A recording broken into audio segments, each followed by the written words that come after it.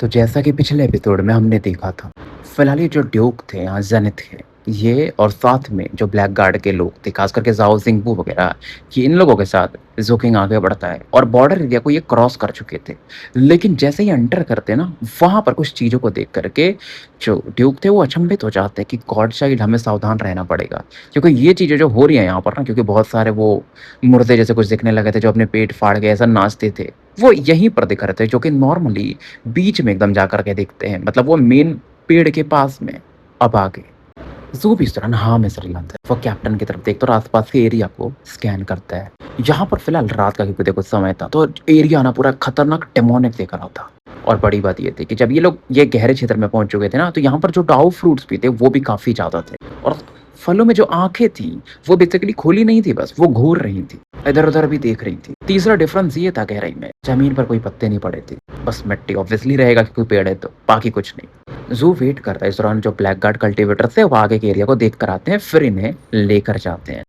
रास्ते में कुछ खूंखार चीजें मिलती हैं, लेकिन क्योंकि इनके साथ ब्लैक गार्ड कल्टीवेटर से प्लस ड्यूक और अपने ब्लैक गार्ड कल्टीवेटर के हेड जो थे ज़ाओ सिंह, वो संभाल लेते हैं, क्योंकि वो लोग वैसे भी स्पिरिट ट्रोव लेवल के कल्टीवेटर थे।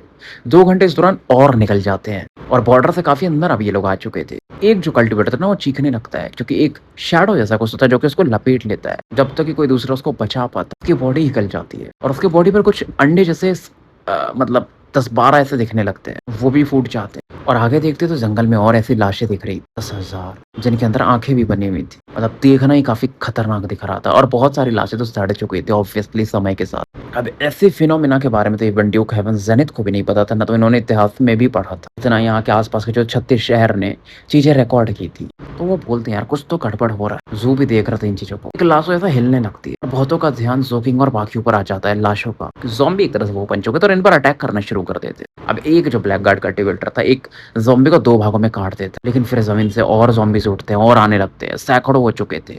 ज़ाओ ज़िंग वो ऑब्वियसली क्योंकि बहुत पावरफुल था, तो वो अपनी ऑरा से मतलब ऐसा 10-12 ज़ॉम्बीज़ को उसको तो ऐसे ही एक्सप्लोड करवा देता है। ज़ू फिलहाल अभी तक कुछ नहीं करता है, बस वो देख रहा। कैप्टन बाजू में खड़े थे और कई सारे ज़ॉम्बीज़ ऐसा मिल करके ना एक बड़ी ज़ॉम्बी बना लेते, जिनके अंदर गोल्ड कोर लेवल का पावर था। ऐसे ही बहुत सारे ज़ॉम्बीज़ आते ही जा रहे थे, तो जो केओस था यहाँ पर वो बढ़ते जा रहा था। कुछ और ज़ॉम्बीज़ आते हैं जंगल के कोर एरिया से, जो कि नासेंट सोल लेवल के थे। ऐसे ही करके भाई स्पिरिट ट्रोव लेवल के भी ज़ॉम्बीज़ आने लगते हैं। अब ज़ूकिंग भी सीरियस होता है, थोड़ा पीछे हटता है। इस दौरान कप्तान एक मैसेज भेजते हैं ज़ूकिंग को, बोलते तुम्हें मालूम है क्या है इसे? शापिंग ज़ॉम्बी ट्रिबुलेशन कहते हैं। मैंने तुम्हें बोला था ना, अच्छा नसीब है आगे, यानी वो सच में इस बार होने वाला है, वो घटना जिसकी मैं बात कर रहा था तुमसे। जू बोलता है बड़े भाई आप यहाँ पहले भी आ चुके हैं। कैप्टन बोलते नहीं, पिछले जन्म में आया था, इस जन्म में तो नहीं। जू और क्वेश्चन पूछना चाहता था बट अभी समय नहीं था। इस दौरान कप्तान जू से कहते हैं फॉलो करो मुझे मेरे भाई। जू तुरंत फॉलो करता है, किंगक्यू को भी खींच लेता है। अपने ज्ञान को कैप्टन खींच लेते हैं। किंगक्यू अचंभित थी इस दौरान, लेकिन वो कुछ कर भी नहीं सकती थी। अब जब ये आगे बढ़ रहे थे तो ज़ाओ सिंह वो बैटल के मिडल में था ज़ॉम्बीज़ के। वो देखता है तो इनको पीछा करना चाहता है, लेकिन इस दौरान जो ड्यूक हेवन जेनिथ के 2 स्पिरिट ट्रोव लेवल के ज़ॉम्बीज़ से बैटल कर रहे थे। थोड़ा सा खून उल्टी करता है और पीछे हट जाते। जब वो हट जाते तो ये दोनों जो और ज़ॉम्बीज़ थे वो ज़ाओ जिंगू के पीछे लग जाते हैं, तो जिंगू को मौका नहीं मिलता है मतलब आगे बढ़ने का। इस दौरान बोलते हैं माई अपोलोजिस एक्सॉल्टेड ज़ाओ, गॉड चाइल्ड का अपना मैटर है तो उन्हें हैंडल करने दें। तो जिंगू कहता है तुम्हें सच में विश्वास है कि ये बंदा नाइटशेड है? तो इस दौरान ये बोलते तो आपको पूरा विश्वास है कि ये बंदा नाइटशेड नहीं है? जिंगू भी समझ जाते हैं बात तो सही था ना भाई। कैप्टन एकदम तेजी से आगे बढ़ते हैं, घसीटते फिर निंगयान को। निंगयान को लगता है वो रो देगा। उसको समझ में नहीं आता ये नाइटशेड मुझे पकड़ के क्यों ले जा रहा है। इतना तो मालूम था अच्छा कारण तो नहीं होगा। किंगक्यू भी वही सोच रही थी, लेकिन किंगक्यू फाइट नहीं कर सकती थी, अभी मौका भी सही नहीं था। जू अपना आगे बढ़ रहा था, मतलब बड़े भाई का पिछला जन्म, और कैप्टन को ये फॉलो करते रहता है। जंगल के गहराइयों में पहुंचने लगते हैं और कैप्टन सीधा मूव नहीं कर रहे थे, जिग जैग भाग रहे थे, एक स्पेसिफिक पैटर्न को फॉलो कर रहे थे। तू पूछता है कि भाई आप क्या ढूंढ रहे हो? कप्तान बताते कि एल्डो नाइटमेयर के बारे में, उससे भी अभी प्रकट हो जाना चाहिए था। मेरा कैलकुलेशन गलत नहीं हो सकता। पहले ये ज़ॉम्बीज़ प्रकट होते हैं, उसके बाद वो नाइटमेयर का टर्बुलेशन आता है और उसी समय एक आवाज़ ही सुनते हैं, थंग थंग। जू और कैप्टन उस तरफ देखते हैं। 1 मीटर लंबी पक्षी इन्हें दिखाई देती है। उसके पंख उंख नहीं थे, ब्लड से घिरी हुई थी और आँखों में आई बॉल जो होते हैं वो भी नहीं थे। ये सीन को देखकर ज़ू भी दहल जाता है और वो पक्षी जिस चीज़ को भी टच कर रही थी ना अपने चोंच से, क्योंकि वो लकड़बग्गा या कौन-सी पक्षी होती है ना जो लकड़ी काटती है, वुडपेकर जिसे हम बोलते हैं, वो चीज़ गायब हो जा रहा था। कप्तान बोलते हैं यहीं पर है। काफ़ी खुश थे वो। जैसे-जैसे वो पक्षी कुछ म्यूज़िकल सिंबल्स मानो बना रही थी। तो फिलहाल वो निंगियान को अपने आगे कर देते, म्यूज़िकल सिंबल की तरफ बढ़ते। ज़ू भी इस दौरान किंग्यू को कस के पकड़ता है और आगे बढ़ जाता है। तो म्यूज़िकल सिंबल्स जहाँ पर वो पक्षी ने बनाया था, ये वहाँ पहुँच चुके थे। सीधा उसमें ऐसा घुस जाते हैं, मतलब सिंबल को एक्सप्लोड करवा देते हैं, चारों आर-पार निकल जाते हैं उसके। वहाँ पर बस एक डार्क होल दिखता है। अब ये सब करने के बाद ये पक्षी दूसरे दिशा में उड़ जाता है और दूसरे पेड़ पे जाके बैठ जाता है, वहाँ पर ऐसा लकड़ियाँ खोदने लगता है। तो जब ये म्यूज़िकल सिंबल से एंटर करते हैं ना, तो एक अलग जगह पहुँच चुके थे। कोई फल, फूल, पौधे नहीं, पेड़-वेड़ कुछ नहीं, चट्टान ही दिख रहे थे और ऊपर में लाल रोशनी दिखाई दे रही थी। आस-पास के एरिया को ये लोग ऑब्ज़र्व करने लगते हैं। इस दौरान निंगियान चिल्ला था कि लग रहा हमें जो नाइटमेयर था, वो इम्मॉर्टल का हमें निगल गया। कैप्टन कहते चुप हो जा तुम। निंगियान को लग रहा था वो रो देगा। कैप्टन इस दौरान कहते हैं मतलब तुम्हें पता सब है, वो निंगियान की तरफ देख करके कि ये वो इम्मॉर्टल का नाइटमेयर है। अब वो काँपते हुए बोलता है कि लेजेंड ऐसा कहते हैं कि प्योर ब्लड अगर वो इम्मॉर्टल जब मरे थे, के अंदर में जो वो वाली औरत नाइटमेयर में बदल गई थी। मतलब एक बोल सकते हो डरावनी ऑरा में भी वहाँ पहुँचता है, वो मर जाता है। किंग को समझ में नहीं आता अब क्या करेंगे। तो इस दौरान एरिया को स्कैन कर रहा था। कैप्टन इस दौरान हँसते हैं। तुम सच में मतलब वो इम्मॉर्टल के डिसेंडेंट हो? उम्मीद है आप लोग डिसेंडेंट समझते होगे, मतलब कि खानदान के हो। तो मैं अल्लाह नाइटमेयर के बारे में भी पता है, टर्बुलेशन के बारे में। Not bad, not bad. पूरा एरिया इस दौरान लाल होते जाता है, लाल रोशनी से भरते जाता है, खूनी लाल रंग से। और सच में ज़ोकिंग की जो बॉडी थी धीरे-धीरे मानो गायब होने लगती है। जैसे पैर से कुछ चमड़ी गायब होना शुरू होती है, वहाँ से खून गिरने लगता है। जैसा कि अभी ये बंदा बोल ही रहा था निंगियान। ज़ू क्या करता है ना, तुरंत अपने थर्ड हेवनली पैलेस को एक्टिवेट कर देता है। टैबू पॉइज़न से अपनी बॉडी को भरने लगता है। किंग्यू का आधा हाथ खत्म हो चुका था। निंगियान के कान ऐसा जा रहे थे। निंगियान बोलता है अब तो खत्म है हम। उसकी पूरी फटी पड़ी थी। कैप्टन इस दौरान कुछ तो निकालता है और निंगियान के मुँह में ठूँस देते हैं और ऐसा मारते हैं उसके पीठ पे ना कि वो निगल जाता है फिर वो चीज़ को। पूछता है क्या क्या खिलाया आपने मुझे? कप्तान अलग हँसते हैं कि तुम अच्छे हो, तुम्हें पता चल जाएगा। और कप्तान इस दौरान ज़ू की तरफ देख कर कहते हैं तुम मुझे ट्रस्ट करते हो मेरे छोटे भाई। तो हमें सर हिलाता है और फिर उसके बाद वो अपने वॉयलेट मून के भी ऑरा को एक्टिवेट कर चुका था। वो किंग्यू की बॉडी में भेजने लगता है। हल्का-हल्का भेजता है कि ज़्यादा मतलब प्रॉब्लम ना हो जाए बंदे को। किंग्यू को कुछ समझ में नहीं आ रहा था। ज़ू बोलता है कि बड़े भाई मुझे मतलब हमें यहाँ पर कुछ समय रुकना ही पड़ेगा ना, बट कितना? कैप्टन बस सोचते हैं कि हाँ, रुकना तो पड़ेगा। मुझे मालूम है तुम्हारे पास बहुत सारे सवाल हैं, बट ये सही समय नहीं है। बस मेरे पे भरोसा रखो। और जो भी था वो ड्यूक हेवन ज़ेनिथ भी सही कह रहा था। टेनेंट्रल्स में बड़ी पहेली है जिसे हम सुलझाना चाहते हैं। एक था शाबी ज़ॉम्बीज़, दूसरा है अल्लाह नाइटमेयर। अल्लाह नहीं है वो, अल्लाह। अब हमें 1 घंटे वेट करना पड़ेगा, मतलब मैक्स 2 घंटे। उसके बाद हम यहाँ से आगे बढ़ सकते हैं, निकल सकते हैं। ज़ू हाँ में सर हिलाता और यहीं बैठ जाता है और लगातार वॉयलेट मून का पावर किंग्यू की बॉडी में भेज रहा था। किंग्यू को लगता है यार ये नाइट शेड मुझे अलग ट्रीट कर रहा है, मतलब इसका कुछ छिपा हुआ एजेंडा होगा मेरे से भी। इधर समय गुजरते जाता है, कैप्टन की बॉडी के भी कुछ पार्ट्स मिसिंग होते जाते हैं। कैप्टन के अपने तरीके थे इससे डील करने के। निंगियान को कोई मदद नहीं करता है, मतलब कैप्टन की बॉडी जा रही थी धीरे-धीरे, लेकिन बहुत स्लोली जा रही थी। लेकिन निंगियान को कोई फर्क भी नहीं पड़ रहा था, लेकिन उसकी फटी पड़ी थी। अब उसको क्या हो रहा था, देखो बॉडी पार्ट्स उसके थोड़े बहुत जा रहे थे, लेकिन उसका पेट फूलना शुरू हो गया था। उसके अंदर कुछ तो था जो कि बड़ा होना शुरू हो गया था, मतलब जो कप्तान ने उसे खिलाया था। फिर वो बोलता है एक्सॉल्टेड वन, आपने मुझे क्या खिलाया था? मेरा पेट थोड़ा अलग लग रहा है, पेट फूल रहा था। क्यों इस दौरान देख रही थी, ज़ोकिंग भी देखता है। याद आता है कि वो ज़ियानवू के भी कुछ बच्चे थे, अगर आपको याद हो तो। वो ज़ियानवू भी प्रेग्नेंट टाइप हो गया था या कुछ तो। कैप्टन उससे पूछते हैं कैसा लग रहा है? तो निंगियान बताता है कि ऐसा लग रहा है अंदर से मुझे कोई किक कर रहा है और वो ऐसा लग रहा था रो देगा। कैप्टन थोड़ा गला साफ करते हैं कि उससे बड़ा होने दो। निंगियान गरियाना चाहता था, लेकिन गरिया तो सकता नहीं था। इस दौरान ज़ोकिंग, कैप्टन और किंग निंगियान को ध्यान से देख रहे थे। जो उत्सुक था, किंग्यू भी उत्सुक थी। कैप्टन को तो मालूम था कि वो क्या कर रहे हैं। उसके पेट से ना कुछ एक हरे रंग का झाड़ जैसा निकलने लगता है, एक और, फिर एक और। बड़े होते होते वो सूखने भी लगे थे, लेकिन फिर भी 9 मीटर का लेंथ हो जाता है। उनमें से एंशिएंट डोरा आ रही थी। निंगियान समझ जाता है ये तो वाइन स्पिरिट वाइन्स हैं। कैप्टन सरप्राइज होते कि यार मानना पड़ेगा तुम्हें बहुत सारी चीजें पता है, मतलब बहुत सारी। और जो ये लताएं निकल रही थी एक दूसरे से जुड़ने लगती, दरवाजे जैसा बनाने लगती। कैप्टन कहते चलो अब आगे बढ़ते। जो भी एकदम मतलब अचंभित नहीं होता है, वो आगे बढ़ने लगता है किंग्यू को लेकर के। निंगियान अलग नर्वस हो चुका था, मतलब वो जो दरवाजा बन गया था ना गोल गोल, उसके अंदर कप्तान वप्तान प्रवेश कर गए थे। फिर निंगियान भी उसके अंदर प्रवेश कर जाता और वहां से फिर वो जो लताएं बनी थी, दरवाजा बन गया था, वो भी गायब हो जाता है। ऑब्वियसली ये जो जगह जहाँ अभी भी थे ये लोग, ये जंगल में ही थे अभी भी, लेकिन वो लकड़ी जो काट रहा था वो एक पक्षी उसके आसपास नहीं थे। अब वो आ चुके थे टेनेंट्रल्स ट्री के ठीक नीचे। अब जो देखते ये तो पेड़ के बहुत करीब है। हर एक जो पेड़ के तना थे ना, स्टेम्स थे, वो 300 मीटर भाई चौड़े थे। 3 किलोमीटर का पूरा स्पेस वो खा रहे थे। छोटे-छोटे भी ब्रांचेस थे वैसे पेड़ में, लेकिन जो बड़े-बड़े मेन थे वो भाई खतरनाक थे। लोगों को लगेगा कि भाई ये पेड़ ज़िंदा है सच में। एक प्रेशर था यहाँ पर ऑब्वियसली। अब जो पेड़ से प्रेशर आ रहा था, कैप्टन ऑब्वियसली अपना पावर लेवल यूज़ करते हैं, ज़ू अपना यूज़ करता है। निंग यान को बिल्कुल भी उसका कुछ साइड इफ़ेक्ट नहीं आ रहा था। निंग यान तो भागना चाहता था, लेकिन कैप्टन जो उसकी बॉडी से वो पेड़ उगा था अभी, उसको ऐसा पकड़ के रखे हुए थे। धीरे-धीरे जब मन शांत हो जाता है क्योंकि पेड़ इनको इन्फ्लुएंस करने की कोशिश कर रहा था, तो ज़ू आस-पास के एरिया में देखता है। अब यहाँ पर बहुत सारे ब्रांचेस थे, पत्तियाँ थी। ज़ू और कैप्टन एक दूसरे की तरफ देखते हैं कि यार थोड़ा बहुत तो तोड़ ही सकते हैं। ज़ू आगे बढ़ता है और कैप्टन भी आगे बढ़ते हैं। कैप्टन तो निंग को लेके आगे बढ़ते हैं। कैप्टन इस दौरान 3 पत्तियाँ तोड़ लेते हैं, तुरंत मुँह में भर लेते हैं। ज़ू भी इस दौरान टहनी ही तोड़ लेता है और अपने कपड़े में रख लेता है। दोनों कहते हैं यार ठीक तो है। उस दौरान जो 10 एंट्रेंस ट्री था ना ऐसा घूमने लगता है, मतलब जैसे पेड़ में हवाएँ चलती हैं तो झटकने लगता है वैसा, मानो वो जाग रहा हो। निंग देख रहा था कि यार ये क्या कर रहे हैं? पागल लोग हैं क्या पूरे? इस दौरान किंग भी पत्ती-वत्ती एक आधी खा लेती है। जैसे-जैसे पेड़ ज़्यादा हिलने लगता है, निंग की ओर फटते जाती है। अब इसके बाद ना जो किंग थी और ज़्यादा शक में आ जाती है, ये क्या कर रहे हैं दोनों? ऐसा लग रहा था ये चीज़ उसने कभी पहले देखा है। वो घोस्टलैंड और मैड डॉग जब ये इसको मिले थे और फिर ये अलग इसको ट्रीट भी कर रहे थे। इन चीज़ों के बारे में ये सोच रही थी।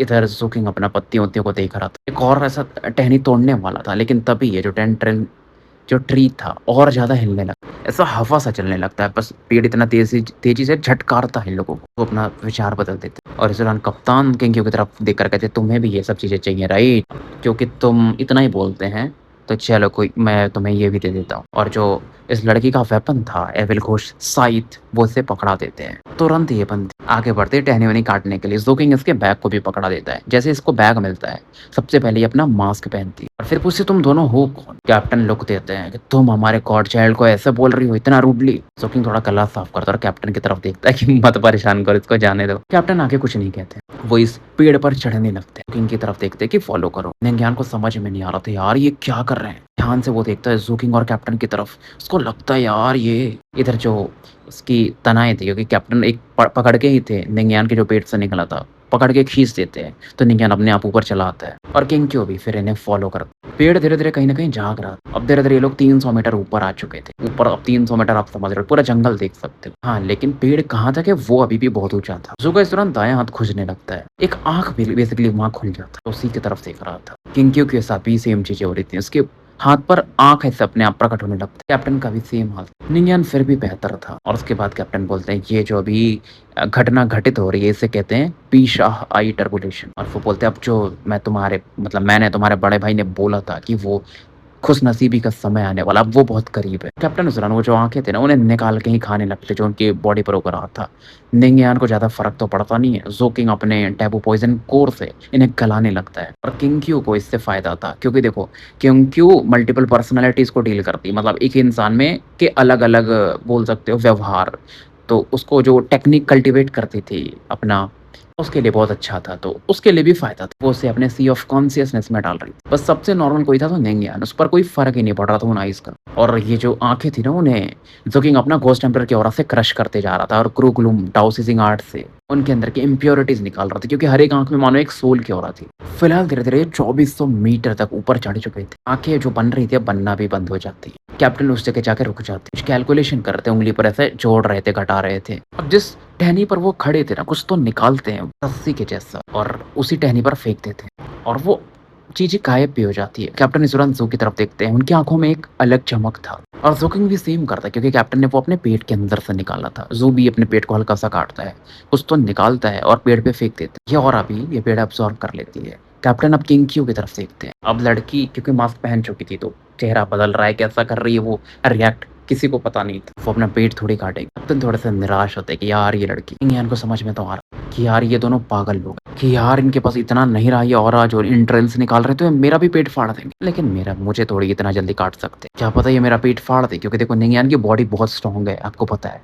तो अंदर ही अंदर दुखी हो रहा था। फिलहाल ये ऊपर चढ़ते रहते। इतना समय गुजर चुका था पता नहीं था। धीरे-धीरे सुबह वाला वो समय आने लगता है। इस दौरान यहाँ से काफ़ी दूर में होलीटाइड किंगडम जो था हेवन गेट, वहाँ पर हमें दिखाया जाता है। कैथेड्रल जो वहाँ नाइटशेड का कैथेड्रल था, मंदिर बोल लो या जो भी, वहाँ दिखाया जाता है जहाँ पर बेल बज रहे थे। उस समय जितने भी होलीटाइड के लोग थे कैपिटल सिटी में वो हिल रहे थे और वहाँ के हमें रॉयल पैलेस को दिखाया जाता है जहाँ पर किंग और पूरे मिनिस्टर्स वो ऑरा को मतलब जो बेल बजता है तुरंत मुंडी झुका लेते हैं। ऊपर में एक आँख खुलती है आसमान में, एक फेस भी बन जाता है। बहुत सारे मिरर्स यानी कि शीशे जैसा कुछ तो बनने लगता है और बहुत सारी चीज़ें दिखने लगती है, पूरी ब्लैकिश एनर्जी। कह सकते हो बंदा जो भी होगा आराम से स्मोल्डरिंग गॉड लेवल पे भी शायद हो सकता है। माहौल पूरा शांत था, सब लोग मंडी झुका करके थे। फिर एक आवाज़ आती है, मास्टर हेवनगेल। तो किंग जो थे ऑब्वियसली वही थे मास्टर हेवनगेल। बोलते बोलिए। आवाज़ आती है, वो स्कॉट चाइल्ड को लेकर आओ। हेवनगेल किंग भी रिप्लाई करते हैं, आपके ऑर्डर को फॉलो किया जाएगा। हवाएं काफ़ी तेज चलने लगती हैं।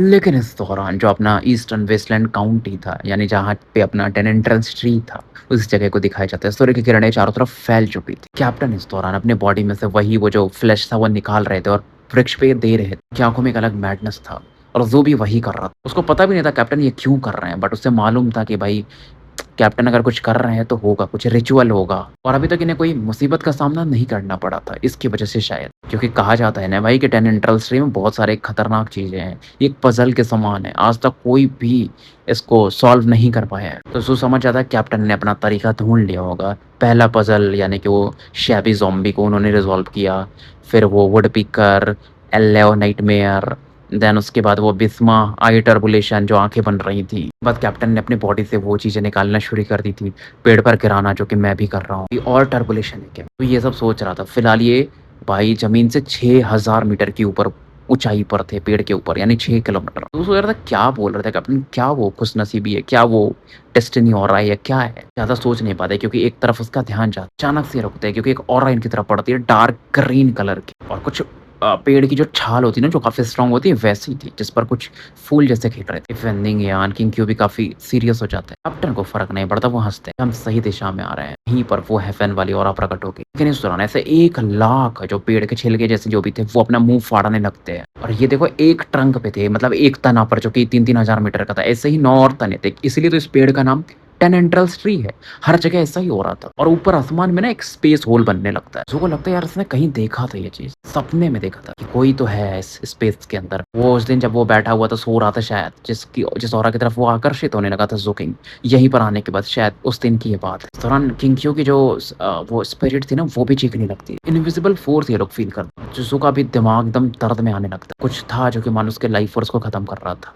कप्तान इस दौरान बोलते हैं कि ये लाइटनिंग टर्बुलेशन टाइप है, मतलब पैट्रियार्च उसे कंफर्म भी करते हैं। ज़ोकिंग को भी वो समझ में आ जाता है, लेकिन कप्तान उसका असली नाम बताते हैं। इसे टोहज़ा वॉइस टर्बुलेशन कहा जाता है, मतलब आवाज़ की एक कौंध है ये, जैसे कि लोग झेल नहीं पाते। बिजली की जो टर्बुलेशन होती है वो अलग होती है। तो इस तरह से वो इमॉर्टल समझते हैं इलेक्ट्रिसिटी और लाइटनिंग टर्बुलेशंस को, जो कि मैजिकल लॉ ऑफ लाइट से जुड़ा है। बहुत सारी चीज़ों के बारे में कप्तान बता रहे थे। सब चीज़ें समझ करके ज़ू भी हैरान था और सवाल पूछने वाला था, लेकिन इस दौरान आप देखो निंगियान थोड़ा पीछे था, लेकिन कप्तान उसके जो बॉडी से वो पीड़ निकला होता है उसे पकड़ के थे, उसे खींच के आगे कर देते हैं, शील्ड की तरह बना लेते हैं। निंगियान अंदर से तो कर ही आ रहा था, लेकिन क्या ही कर सकता था। वो जो अदृश्य बिजली थी या जो भी ये टर्बुलेशन था वो हिट करती है, तो कप्तान को तो हिट नहीं करती है, इस निंगियान को हिट करती है। निंगियान की बॉडी काफ़ी स्ट्रॉन्ग थी तो उस चीज़ को झेल जाती है। ज़ू अचंभित था यार, यस ब्रदर सही में सही है यार, निंगियान को कोई दिक्कत भी नहीं हुआ। निंगियान को एक शील्ड की तरह बना करके कैप्टन आगे बढ़ते जाते हैं। ये जो मुँह खोल के जो पेड़ के छिलके बैठते हैं उनसे आगे निकल जाते हैं। साइड में चिल्लाते हैं कि ज़ोकिंग कैच। निंगियान को फेंक देते हैं ज़ोकिंग के पास। अब ज़ोकिंग भी इसे शील्ड बना करके आगे वहीं तक पहुँच जाता है। निंगियान पूरा रो रहा था। तो उसके बाद फिर किंग्क्यू को पकड़ा देता है। निंगियान देखता है किंग्क्यू की तरफ, मतलब तुम भी मेरा बेरहमी से इस्तेमाल करोगी, और निंगिया मतलब किंग्क्यू भी इसे पकड़ के यहाँ तक आ जाती है। और कप्तान बोलते हैं जिस फॉर्चून के बारे में मैं बात कर रहा था ना मेरे छोटे भाई, वो यहीं पर प्रकट होगा। आसमान की तरफ इशारा करके वो बोलते हैं। अब ये लोग लगभग 9 किलोमीटर की ऊंचाई पर थे पेड़ पर, और कप्तान बोलते देखो ज़्यादा चीज़ें समझा के मतलब नहीं है, तुम खुद ये चीज़ों के बारे में समझ जाओ। उसके बाद कप्तान कुछ जो रिवाज रीति रिवाज होते हैं ना, कुछ मंत्र वंत्र जो पढ़ना पड़ता है कि मैंने ओ सुप्रीम हेवन मेरे पे अपना मतलब विरासत बरसाई है। अपना डायलॉग अलग मारते हैं कि मैंने शाबिक वर्ष टर्बुलेशन को पार कर लिया है, एल्लो को पार कर लिया, बिसा हाई टर्बुलेशन को पार कर लिया है, टोजा वॉइस टर्बुलेशन को भी मैंने जो भी दे सकता था रिचुअल में, आपको कुछ सेक्रीफाइस भी करनी पड़ती है, वो सब कर चुका हूँ। ये सब बोलने के बाद, मंत्र मंत्र पढ़ने के बाद, यहाँ पर जितने भी वो इमॉर्टल के लोग ऐसा आसमान में दिख रहे थे ना, वो प्रकट होते हैं। स्पेस धीरे धीरे वो जो टोम ऑफ हेवन था, जो रिफ्ट खुल रहा था, वो खुलना शुरू हो जाता है। स्पेस जो होल टाइप हो रहा था यार, रिफ्ट हम बोल सकते हैं। तो वहां पर एक हेवनली आई के जैसा कुछ तो दिख रहा था। अब अंदर क्या था उस स्पेस के, वो किसी को नहीं पता था क्योंकि थोड़ा ब्लरी दिख रहा था। लेकिन जो भी था उसका पावर यहाँ तक फैल रहा था, एक मैजिकल लॉज़ का पावर लग रहा था। अब ज़ोकिंग क्योंकि अब यूनिट सी का जेलर बन चुका था, आपको पता ही है। मैजिकल लॉज़ तो वो हर दिन झेलता है, एक्सपीरियंस करता है माइनर वर्ल्ड में जा कर के। तो बहुत सेंसिटिव था, तुरंत फ़ील कर लेता है। और फ़ील क्या करता है ना कि उसका जो हेवनली डाउ ब्लू-ग्रीन ड्रैगन है, उसके अंदर भी एक सेंसेशन आ रहा था। मतलब दोनों में कुछ एक सिमिलैरिटी है, कुछ समानता है। और ज़ू देखता है कैप्टन की तरफ जो मानसरोवर में नाच रहे थे, काफ़ी खुश थे। व्हाइट रोब उन्होंने पहना हुआ था और ज़ू को लगता है कहीं ये वो इमॉर्टल तो नहीं थे पिछले जन्म में। इधर किंग को तो समझ में नहीं आ रहा था, एकदम बहुत चक्की रह जाती है कि भाई ये क्या सीन चल रहा है। इतने दिन इसने जिंदा ही है, मतलब कितने सालों से 17-18 जो भी साल की होगी, इसने ऐसी चीज़ें कभी नहीं देखी थी। मतलब देखो इसको नाइट शेड ने कैप्चर कर लिया, वहाँ इनकी सेविका बन गई। अभी फिर दोनों इसको बहुत अच्छे से ट्रीट करने लगे, फिर आगे क्या भाई 10 इंडल्स 3 तक आ चुके थे। और इस दौरान कैप्टन बोलते हैं मेरे छोटे भाई मुझे कवर करो। वो तुरंत आगे जाता है, तुरंत अपने डिवाइन जो उसका मूर्ति थी वो नाइट शेड वाली उसको पुकारता है। लेकिन उस दौरान जो क्यों कैप्टन क्यों बुलाते हैं सुकिंग को आगे, क्योंकि वो जो पेड़ था अब उसके अंदर गुस्सा आ रहा था, तो उसको रोकना तो पड़ेगा। और इस दौरान कैप्टन उसका वीकनेस भी बताते हैं कि उसकी आंखें उसकी कमजोरियां हैं। अब इस दौरान पेड़ के टॉप सेंटर था कोई तो था जो इन लोगों की तरफ बहुत तेजी से बढ़ा था। वो था एक वो इमॉर्टल ज़ॉम्बी। उसके मतलब फोरहेड पर एक मार्क बना हुआ था जो कि स्नेक के जैसा था, जैसे हम टोटम बोलते हैं, लेकिन आँख के जैसा लग रहा था। और उसकी वजह से ज़ोकिंग ज़्यादा अचंभित नहीं होते। उसके अंदर क्या चीज़ थी कि ऑरा ऑफ डेथ थी, काफ़ी तगड़ी। और हैरानी क्या थी ना कि वो जो कोल्ड ऑरा थी उसके अंदर वो एकदम कैप्टन की जैसी थी भाई, 80% लगभग सेम बोल सकते हो। इस सिचुएशन के बारे में सोच के मतलब नहीं। और ज़ॉम्बी का ना नीचे का जो हिस्सा था वो गायब हो जाता, वो बहुत तेज़ी से आगे बढ़ता। अब ज़ोकिंग उसके सामने कुछ नहीं कर सकता था देखो। लेकिन इसका वो जो नाइट शेड का कमांडर था या डिवाइन लाइकनेस वाली ऑरा जो थी, जो स्टैचू थी, वो उसे काउंटर करता। लेकिन ज़ू फ़ील कर लेता कि वो भी इस बंदे को यानी जो ज़ॉम्बी है, ट्री ज़ॉम्बी से ज़्यादा देर तक नहीं रोक पाएगा। क्योंकि उसके अंदर से जो ऑरा आ रही थी, स्पिरिट रो फ्लक्चुएशन लेवल की थी। इसी दौरान जो 9 और तनाएँ थी इस वृक्ष की, वहाँ से भी सेम ऐसे ही 9 लोग इसकी तरफ बढ़ते हैं, यानी ज़ू और कैप्टन की तरफ। ज़ू इस दौरान कुछ हाथ-पैर घुमाता है, मतलब इनकांटेशन टेक्निक का यूज़ करता है। और दूसरी मूर्ति, तीसरी मूर्ति और चौथी मूर्ति, जो अलग-अलग शहरों में थी, 36 शहरों में, वहाँ से उड़ करके यहाँ पर आ जाती है। क्योंकि ज़ू देखो एक्सपेरिमेंट तो कर ही रहा था, ये जो 10-15 दिन यहाँ रुका था। तो उसको मालूम चल गया था कि इन मूर्तियों को कंट्रोल कैसे करना है। लेकिन इसे ये पता था कि ये ज़्यादा देर तक नहीं टिक पाएँगी। कैप्टन की आँखों में क्रेज़ी लुक था और कैप्टन इस दौरान बहुत सारे ना मांस के टुकड़े निकालते हैं, अलग-अलग कलर के थे और सब में गॉडलीनेस की ऑरा थी। ज़ू पहचान लेता है, जैसे कि जब ये लोग मर्क फोक आइलैंड गए थे जहाँ पर जॉइन गॉड जो थी, सेमी गॉड, उनका जो चमड़ी था ये इनके पास था। और एक ही नहीं था भाई, 36 थे, यानी 36 प्रकार के गॉडली एंटिटीज़ की ऑरा थी कैप्टन के। उसके बाद कैप्टन 9 ब्लैक बॉटल्स भी निकालते हैं, जिसमें से 9 खून की बूंदें निकलती हैं, गॉडली ब्लड थी। इनमें से एक तो ऑरा था ऑगस्ट स्पिरिट, नीदर स्प्राइट का। और कैप्टन इस दौरान खुद वोमिट जैसा कुछ करते हैं, जो कि ज़ॉम्बी एंसेस्टर के डिवाइन लाइकनेस की ऑरा थी, वो सी ज़ॉम्बीज़ वाले। कैप्टन ऐसा उल्टी कर रहे थे, मतलब अंदर उस उन्होंने जो अपने इतने दिन से काट-पीट के रखा था खा पी कर। और 8 और निकालते हैं छोटे-छोटे स्टैचूज़ टाइप की ऑरा। मतलब 9 ज़ॉम्बी की मूर्तियाँ जो थी सभी की ऑरा इनके पास थी। 33 गॉडली फ्लैश, 9 बूंद गॉडली ब्लड के। और फिर वो कहते हैं जाग जाओ बेटे, खाने का समय हो चुका है। और ये जो भी इन्होंने सामान निकाले थे ना, एक दूसरे में मर्ज होने लगते हैं और ये सामान आसमान की तरफ बढ़ने लगता है। और ये जो भी था ये आसमान में जो स्पेस होल था उसमें समा जाता है जा करके, और वहाँ से कुछ किसी के चपाने की आवाज़ आती है। धीरे-धीरे स्पेस होल और ज़्यादा खुलना शुरू होता है, यानी बढ़ना शुरू होता है। और फिर हमें एक बंदा दिखाई देने लगता है। बंदा तो नहीं था वो, लेकिन इंसानों के जैसा ही दिख रहा था, जिसका पेट थोड़ा अभी फूला हुआ था। और वो ज़्यादा देर तक उधर देख नहीं पा रहा था। वो तो इसके पास वॉयलेट मून और टैबू पॉइज़न का पावर था, इसलिए झेल पा रहा था। और इस दौरान जो भी ज़ॉम्बीज़ अभी तक बैटल कर रहे थे नाइट शेड डिवाइन लाइकनेस की ऑरा के साथ, वो भी अब शांत होने लगते हैं। कैप्टन इस दौरान आसमान की तरफ देखते रहते हैं और हँसते हैं। उनकी आँखों में अलग इस समय क्रेज़ीनेस की लुक था कि छोटे भाई अभी तक का तो मैंने इस जीवन में सबसे बड़ा काम यही किया है और मैं इसमें तुम्हारा शुक्रिया अदा करना चाहूँगा। बिना तुम्हारे मैं यहाँ तक पहुँच ही नहीं पाता, क्योंकि जो होली टाइड गार्ड्स थे बहुत ज़्यादा टाइटली इस बार थे। और अगर फेल हो जाता इस बार तो फिर मुझे 100 सालों का इंतज़ार करना पड़ता। अब मैं तुम्हें बताता हूँ ये क्या चीज़ है। आसमान की तरफ इशारा करते कि वो हेवनली डाओ है।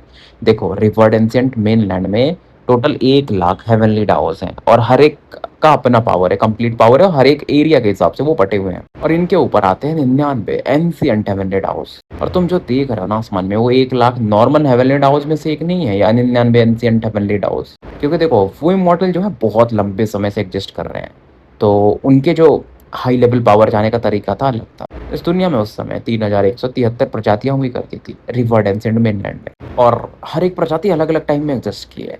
तो उनका एक ही काम था हेवनली डाव को बनाना। तो जो 3000 के आसपास प्रजातियां थी वो अलग अलग हिस्सों में बढ़ गई थी, और उनका काम क्या था कि टोटल 100 हेवनली डाउस बनाने हैं रिवर एंसेंट लैंड के लिए। और इनके पहले एक प्रजाति एग्जिस्ट करती थी जिसको हम एंसेंट स्पिरिट्स कहते हैं। उस काम में लगभग लगभग जो एम्पर एंसेंट स्पिरिट आए थे वो सक्सेसफुल भी हो गए थे, लगभग लगभग, मतलब एट द एंड वो फेल हो जाते हैं। उसकी वजह से उनकी पूरी प्रजातियां लगभग खत्म हो जाती है। के बाद तो ये ब्रोकन फेस ऑफ गॉड आ जाता है जो आसमान में है।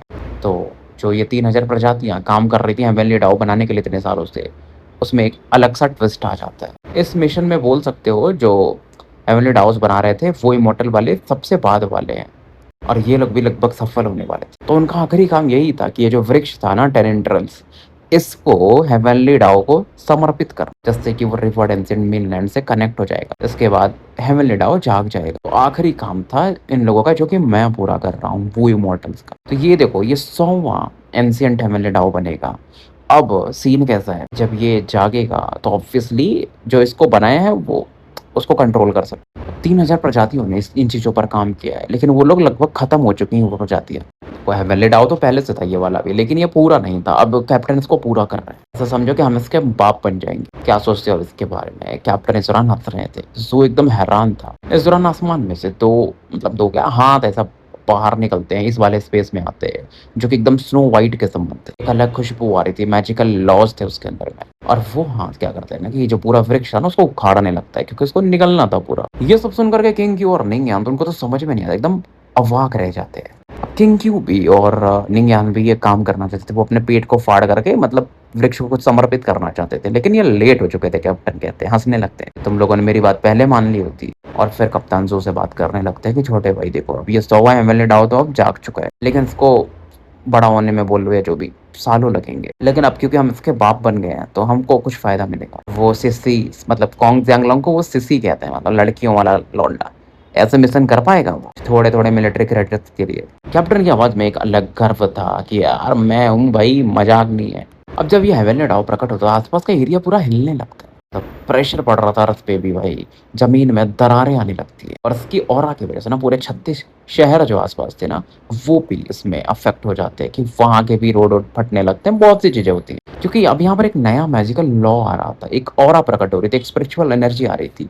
तो ऑब्वियसली लैंड में कुछ चेंजेस आएंगे। व्हेन एसिड ड्रेन भी होने लगता है, पॉइजनस गैस निकलने लगती है। और हैरान थे, चाहे वो ड्यूक हेवनली जनिथ हो या फिर साउसिंग वगैरह की हेवनली डाउ, क्या ये सच में लड़का नाइट शेड का गॉड चाइल्ड है? ऐसा लग रहा था कि भाई ऐसे काम तो भाई नाइट शेड के गॉड चाइल्ड ही कर सकते हैं।